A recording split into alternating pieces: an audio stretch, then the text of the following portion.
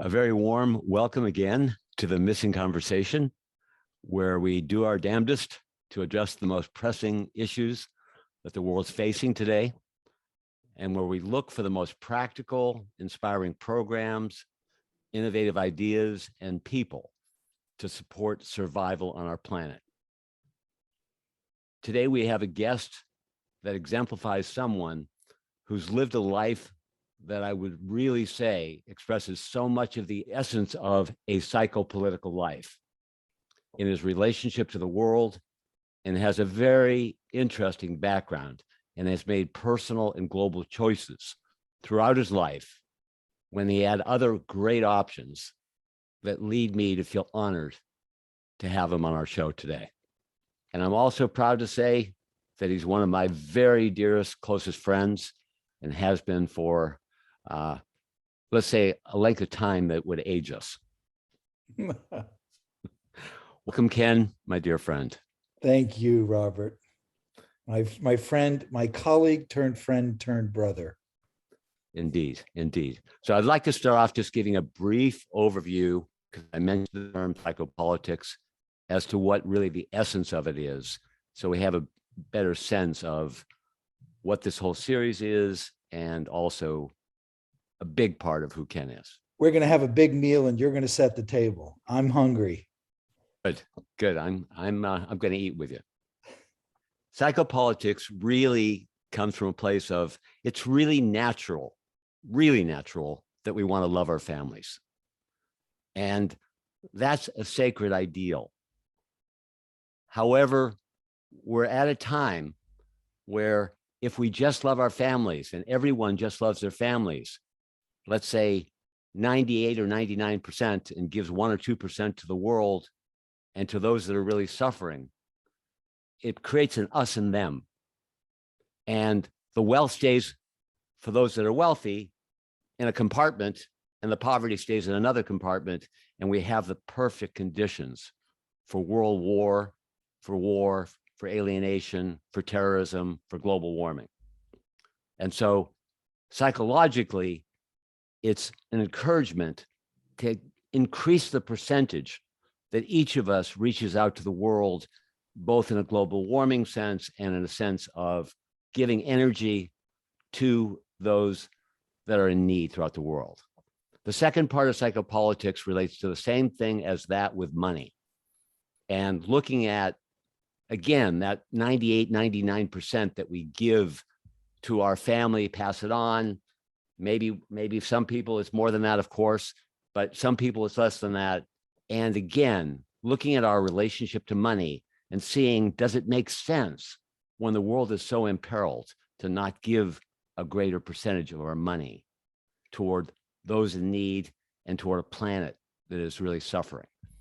And the third and last part of psychopolitics is these questions of what's the balance between taking care of my family and taking care of the poor and taking care of our planet. What is that balance?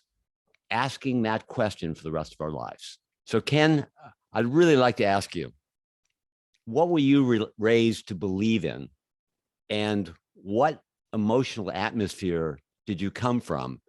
And give a sense of how that formed, whether it was expanding from that, or let us know a little bit about your background. I'm going to let you know that in a minute, but I am so inspired and touched by what you just said that I have to comment, Robert. You know, the three things that you just pointed out, the heart and soul of psychopolitics, is we are at that inflection point. You know, is it us and them, or is it all of us? To evolve to that awareness that it's all of us, that we can love, that both we can have, it's not either or, it's both and. We can love our family. We can also embrace the enormity, the bigger picture, because it's going to be all of us or none of us in the way that we're now operating. You know, here I've become a grandpa, as you know. Here I am, you know, loving and thinking about paying it forward, that this is leaving a legacy of love. And do I give that all to my grandkids and my family? So when we realize that it's not either or, it's both end. I love my grandkids and I want to pay everything, all the blessings of my life and any abundance, anything that I have to give, I want to give it to them. But realizing that one of the ways I can give it to them is to give it to the world that they're going to have to live in. And the third thing, the balance of how we balance, that's, you described my life. How do we balance the caregiving, the attention, the energy, the resources that we lend to our family, to our beloveds, the people in that inner circle, with looking out at the world and again realizing that the way we can love our families and our kids and our grandkids is to be more loving in the world. And there's a great poem, Robert. I know I'm jumping way ahead. You have been my dear friend and brother and my confidant in my dark night of the soul moment when Jenna died, when my oldest daughter died. And one of the poems that I received, it was amazing, and I'll send it to you. It was a poem that somebody sent me, and it was the voice of the person who had died saying, "What are you going to do? Well, here's what you're going to do. Take the love that you have for me and give it to the world, because that's how I will receive it now. I'm not a phone call or a bank account or a visit away. There's nothing you can give me that you have, but you can give, if you give that love to the world, you will have given it to me." This is who Ken has been. That's why you are so articulate and why I love you. It's like, and if there's anyone who is family love and then expands beyond that, you are so a combination of those two. And you inviting me to share your living room on this conversation is one of the ways that I feel loved. You asked me about, what I was raised to believe in. Here I dropped into history.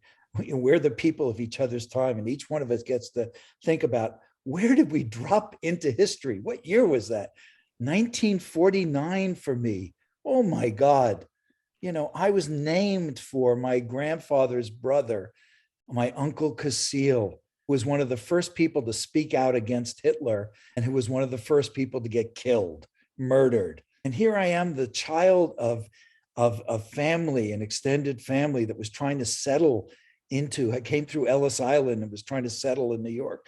So, from age 1 or 2 years old, I was watching the room. My God, there was so much stuff going on. There were feelings, there were people angry and disgruntled and trying to make their way and feel like they belonged in this country. They had a place and a future. The anger and the sadness and the fear that was in the room, but to be whatever it meant to be part of the solution, but raised by a mother who championed social justice and equality and lived that, had a tremendous influence on me. You've created this beautiful global bridge. My mother was creating bridges between Christians and Jews in New York in 1949 and 50 and 55. And as this country began to ripen and try to transcend or cover over what now has been fully outed, the racism, the misogyny, the gender-based issues, the sexual identity issues, the political polarization issues. I recently wrote an article called "It's Still in the Family."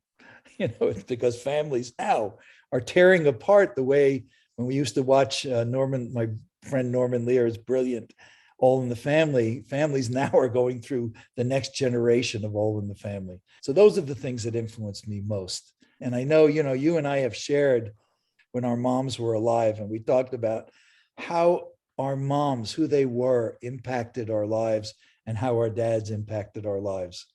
Yeah, I mean, I had a very similar background where my mother, who was devoted and absolutely took care of all my basic needs, but she was bitchy. And it was like, why are you bitchy? Well, why are you yelling? Why are you not loving? Isn't it, aren't we here to love and be loved? And I thought that was obvious, but it wasn't obvious. So we both started so young. And while I'm free associating, it's like one of the things about you and I that is so unique is that we both really in our own ways have died and had a rebirth. You know, you died when your daughter Jenna died, and you died in a way that honestly, I've never seen anybody as fully and deeply. And then immediately, literally, the day of, established Families Helping Families and got your friends together and got the board together and said exactly what you said earlier, which is, I am going to be honoring my daughter's life and do that. And for I don't know how many years, 15 years, 17 years, some artificial place where you suddenly, not suddenly, actually, very much not suddenly, but you very gradually came back to life through devotion to others. And for me, it was, you know, reactions to transplant medications, and I was dead for 10 years. Yes, you And, are. and it required tremendous perseverance. And on a chemical level, on an emotional level, on a friendship level, on a working in the world level. And so we share that bond of, it's like coming back from death for all the people that are suffering, that are listening, to have the strength to keep going for it, whether it's chemically or emotionally or friendship wise or work wise, be not giving up and persevering and being an influence in the world for good. And that is the common bond. Yes. And Robert, what I love about our conversations and about what we both have learned is that resilience and enduring the dark night of the soul moments in our lives and summoning newfound courage, newfound faith, newfound purpose and meaning and kindness and self-compassion, which I believe is the most, it's the ingredient that's most, it's a secret sauce, self-compassion, our hands on our hearts and our foot off our throat. And I believe that what happens organically when we learn to practice self-compassion and when we practice compassion in the world, rather than allowing fear to paralyze us into projecting all of our crap onto other people, you know, that is the organic awakening of how we go on. Yeah. And really to highlight, you know, for everyone, that all that way, including now, we're still dealing with all the emotions. We're still human as hell. We're still have our suffering. I like that as a title. Let's co-author a book, Human as Hell. You know? I love that. And it's so important that it's not getting over it. It's being with it, and we both in our own unique ways have suffered, been in our hell, still have our hell, and not dwelling there, but using what we can to focus, as you said, on the healing directions rather than bouncing off of the suffering and letting that own us. Exactly. You know, people ask me, how are you doing now? You know, they're asking me, am I whole now? Am I over being broken? And I tell them that the highest form of understanding, grief, and even love is that I am utterly broken. Yeah. Look into my eyes and you'll see a sorrow that'll be there forever, that my daughter did not get to live out her life. Am I broken? I'm utterly broken. And you're not going to meet many people who are more whole than me. Yeah. I'm absolutely whole, broken and whole. As a matter of fact, the greatest part of my wholeness is my brokenness. So if people say, how are you doing? I say, look, you know, the biggest accomplishment for me has been to get over the shame of my brokenness. I tell people I walk with a limp in my heart. And when I think about what you have been through, the ordeal of asking your body to find a way to go on and to cope and to function, and asking your mind to do that, when you are dealing with medications and you've had a transplant and you've had to, and not many people understand what that ordeal is, but having gone through it, you walk with a limp in your heart as well. And your brokenness and your challenge has become a part of you. To paraphrase what I heard you say, and you were dealing with people that had lost their child, was they would ask you, am I fucked? And you would say, paraphrasing it, you can give it the exact words, but yes, we're fucked forever, and we're not fucked. And that it's important to honor both. When I have been in the presence of people who watched their child who went to first grade be murdered, or in the presence of the town hall meetings after 9/11, and in the middle of more pain than anybody can imagine being in the middle of, and people look at me and they just want the truth. Am I fucked? In other words, is this going to be with me? Can I get some positive thinking here, or some shrinkology, or some spiritual path that's going to save me from what I'm experiencing at the bottom of pain? And when I say you're fucked, no, you are fucked, I'm saying, no, you're not. But there's another half of that truth. Paradoxically, you're fucked and you're not fucked. Actually going to get to go on and live out the rest of your days with a tremendous sense of purpose and honor and courage. And you will walk with a limp in your heart.